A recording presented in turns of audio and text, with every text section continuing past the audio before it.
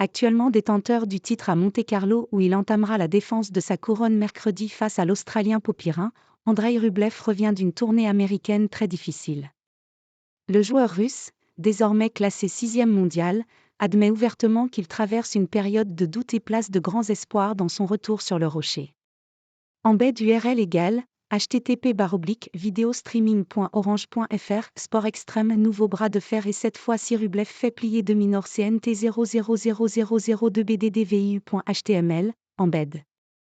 Même si Andrei Rublev assure qu'il ne regarde pas en arrière, j'ai besoin de me concentrer sur le présent, reposer ses valises à Monte-Carlo, où il avait remporté l'année dernière, aux dépens d'Holger Rune, sa victime en finale, son tout premier titre en Master 1000 n'a évidemment rien d'anecdotique. Ce retour sur le rocher 1 an après son sacre devrait surtout permettre aux joueurs russes de pouvoir lever beaucoup d'interrogations.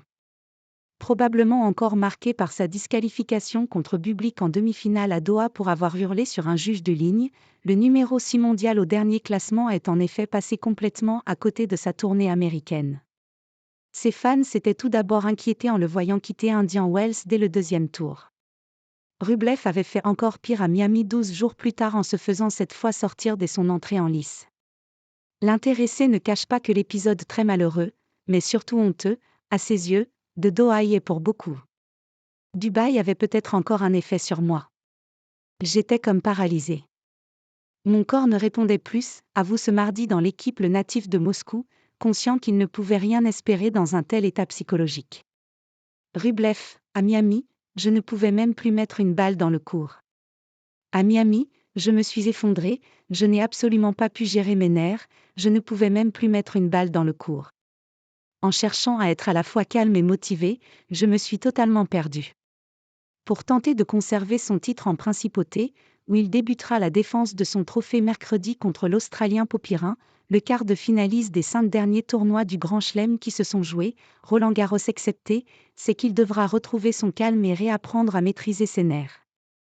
Le problème, c'est qu'il n'aura la réponse à la question qu'une fois sur le court. L'entraînement est une chose, la compétition en est une autre, fait ainsi très justement noter le vainqueur sortant, presque encore étonné de s'être imposé lors de la dernière édition. Gagner Monte-Carlo était inattendu.